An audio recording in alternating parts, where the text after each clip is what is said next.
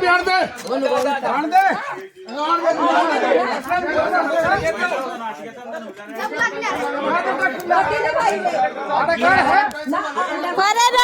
अरे तो घर बना लो।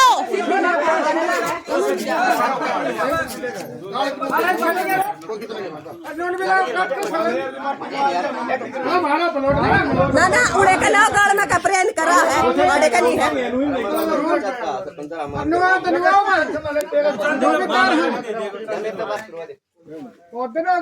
शर्माते शर्माते तारे थे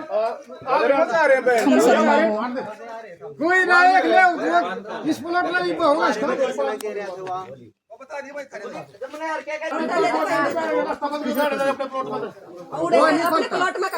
चाचा खुद देख ले। कोई नहीं खोलता नहीं बंद कर रखा है। अच्छा माटी के रखी है भाई प्रदीप गाड़ा होगी जिसके उड़ेगा हमने अपने प्लॉट में हमने नहीं खोल नीरज खोला था।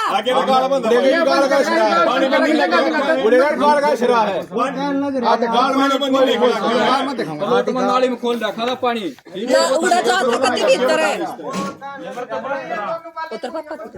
जो बताते चला गया इसका पानी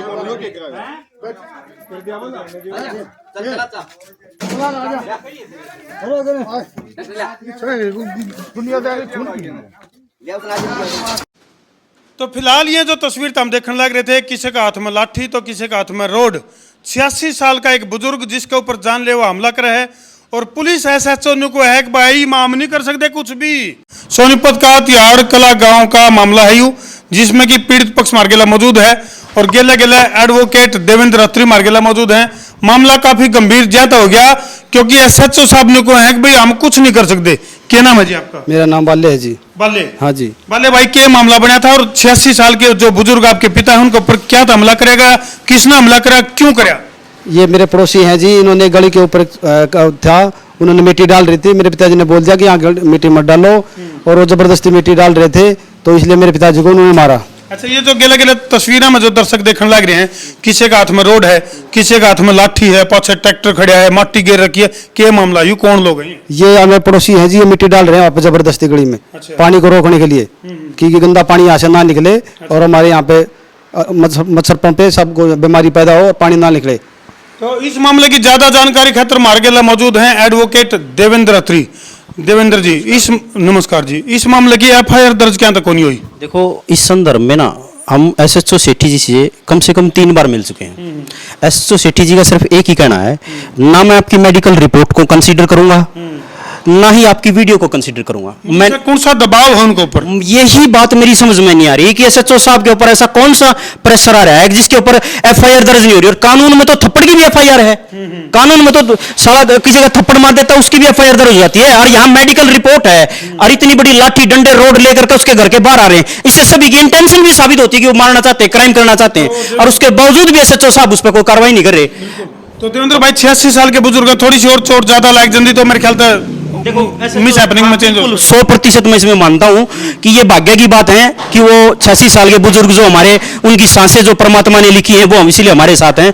लेकिन न्याय के नाम पर जो पुलिस जो दावा करती है ना झूठा, भाई साहब कहीं पर भी न्याय नाम का बीज भी नहीं है।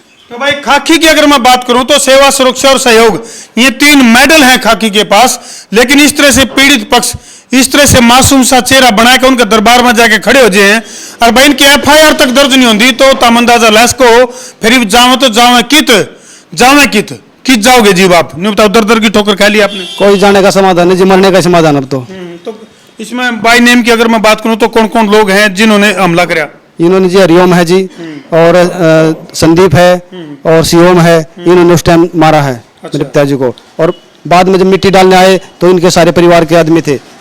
ये जो मामला जो पूरा पैदा होया, मैंने जो जानकारी काटी इस मामले की, कोई कोर्ट का फैसला था देवेंद्र भाई, वो कोर्ट का फैसला था, उसका थोड़ा बताओ क्या मामला? आपको बता देता हूं सर, 2016 में एक DC साहब ने ऑर्डर कराया था कि भाई ये गली के ऊपर जो थोड़ा सा अवैध कब्जा है इसको हटा दिया जाए। हाँ, 2019 में इन्होंने अपनी मर्जी से उसको 11/15 करके इन्होंने अपनी मर्जी से हटा दिया और उसके आदेश का पालन करें, बिल्कुल पालन करें, अपनी मर्जी से कर दिया। डिपार्टमेंट की उस पर मोहर है कि हाँ भाई ने अपना रास्ता हटा दिया। ये इसके संदर्भ में हाई कोर्ट में चले गए। DC साहब ने अब मार्च 2024 के अंदर इसकी रिपोर्ट जमा करा दी कि भाई जो अतिक्रमण था ये हट चुके हैं, ये रास्ता क्लियर है, और उसके बावजूद अब ये कोर्ट के माध्यम से नहीं करा पा रहे, तो सर जोर जबरदस्ती पा रखे हैं। और नहीं तो 86 साल के बुजुर्ग आदमी पता आजकल वो भी पाया मात का लग रहे हैं, ये इतना अत्याचार कर रहे हैं। अच्छा एडवोकेट साहब, जो बल्ले भाई है ने वो भी बताओ था कि इसमें कुछ प्रभावशाली लोग शामिल हैं, किसी की पहुंच जज तक है तो किसी की कमिश्नर तक है, वो क्या मामला है? मेन बात इसका मुझे जो अब तक देखने में आ रहा है सर, इसकी प्रभावशालीता की वजह से ही ये एफआईआर दर्ज नहीं कर रहे एसएचओ साहब।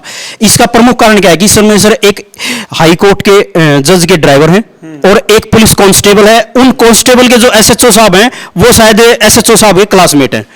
तो भाई अगर इस तरह की चीजों का फायदा बातों का हमें पता चला है जी, तो मैं आपसे रिक्वेस्ट करूंगा अगर इसमें हमें न्याय मिल जाए बलराम जी को तो बड़ी। तो भाई अगर इस तरह की प्रभावों का फायदा उठाकर यदि आरोपी पक्ष बचन का अगर राटो है तो ये बहुत गलत है, क्योंकि भाई न्याय तो सबके लिए है। कोई ठाडा हो जाए या फिर कोई प्रभावशाली हो जाए तो कोई जरूरी को नहीं कि भाई न्याय उसकी मुट्ठी में आ जाएगा और उसकी मर्जी तो सब कुछ चलेगा, तो बहुत गलत हो जाएगा। इस तरह से तो फिर जो न्याय है वो बिल्कुल अमीर लोगों की कठपुतली बनकर आ जाएगा। तो जितने भी दर्शक फिलहाल लाइव जुड़ रहे हैं वह वीडियो ने इतना शेयर करो ताकि उच्च अधिकारी जो ईमानदार अधिकारी हैं उन तक यह वीडियो पहुंचे और 86 साल के जो बुजुर्ग हैं, भीम सिंह हैं, जो भीम सिंह नाम है जिनका, उनको न्याय मिल सके, इसलिए वीडियो ने जी लाके शेयर कर दो, कर दो भाई न्याय की उम्मीद है भाई, करियो अधिक से अधिक शेयर कर दो शेयर। मैं उतरा देसी पत्रकार धर्मू।